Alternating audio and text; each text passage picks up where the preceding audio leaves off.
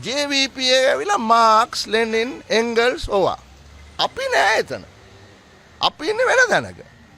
ඊයේ JVP එකේ මහලේකම් ටිල්වින් සිල්වා මැතිතුමා ඒගොල්ලොන්ගේ අප්‍රේල් විරු සමරුවේ කියනවා නිකන් අපිට නිකන් සමච්චලයට වගේ හර්ෂා ඩි සිල්වායි එරාන් වික්‍රමරත්නයි කබීර් හෂීමුයි කියන ආර්ථික කොමිටියත් එක්ක ඒගොල්ලන්ට වාද විවාද කළා වැඩක් නැහැ. මොකද ඒ කට්ටියට දැක්මක් නැහැ. ඒ කට්ටියට ප්‍රතිපත්තියක් නැහැ යනාදී වශයෙන්.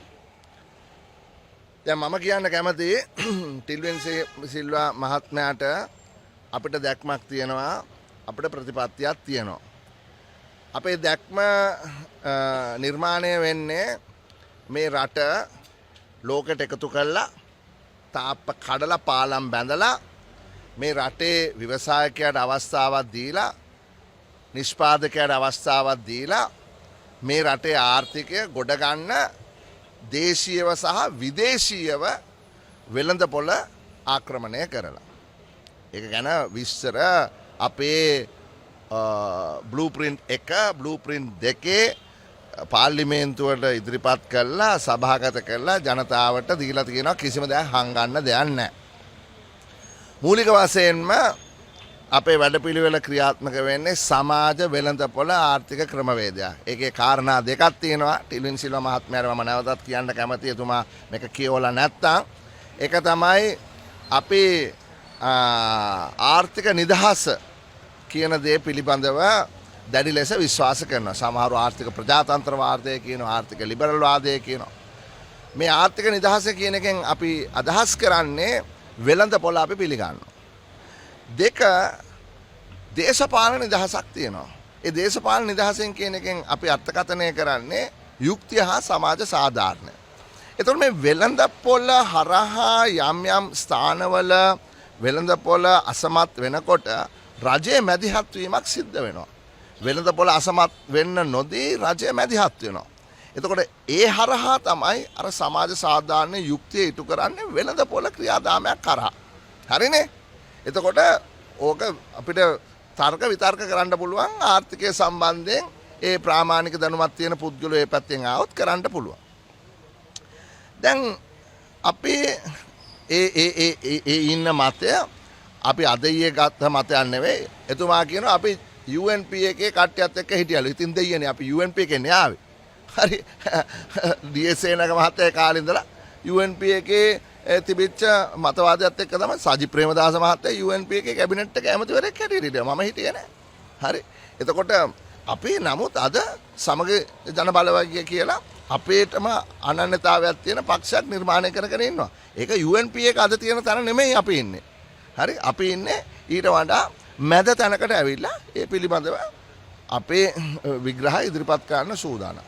හැබැයි දැන් මං අහගෙන ආයි ඔය ටිල්වින් සිල්වා මහත්තයා මේ හරි ටීවී එකේ ඇවිල්ලා එයා ප්‍රශ්නයක් අහනවා. දැන් මේ NPP එක කියන්නේ මොකද්ද? JVP එක NPP එකයි අතර මොකද තියෙන වෙනස? එතකොට මෙතුමා කියනවා එහෙම ලොකු වෙනසක් නැහැ. JVP කියන්නේ වාමාංශික මාක්ස් ලෙනින් විශ්වාස කරන එතුමා හිනා වෙලා කියනවා මාක්ස්ට කැමති දේශපාලන පක්ෂයක් තමයි JVP කියන්නේ. හරි සමාජවාදී දේශපාලන පක්ෂයක්. එතකොට අහනවා බැරලක්කත් ඔය NPP එක පෙන්නලා බලය ගත්තොත් එහෙම JVP එකට මොකද වෙන්නේ වාගේ ප්‍රශ්නයක් අහනවා. එතකොට එතුමා කෙලින්ම කියනවා එහෙම එකක් නැහැ.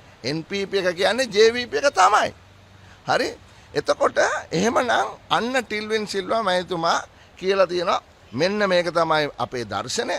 එතුමානේ යන්නේ ලොක්කා මේ JVP එකේ මේ මහලේකම් නේ. මහලේකම්. ඔව්. දැන් මේ ගුණයගේ කාමරේ කියන අලුත් වැඩක් තියෙනවා. මමත් ගුණයගේ කාමරේ ජෝයකට ගියා. එතකොට අහනවා හරිනේ අමරසූරියගෙන්.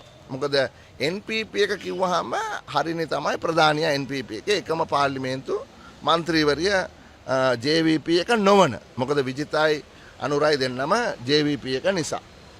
එතකොට හරිනිගෙන් ඇහුවහම දැන් මේ NPP JVP මොකද්ද මේකේ වෙනස?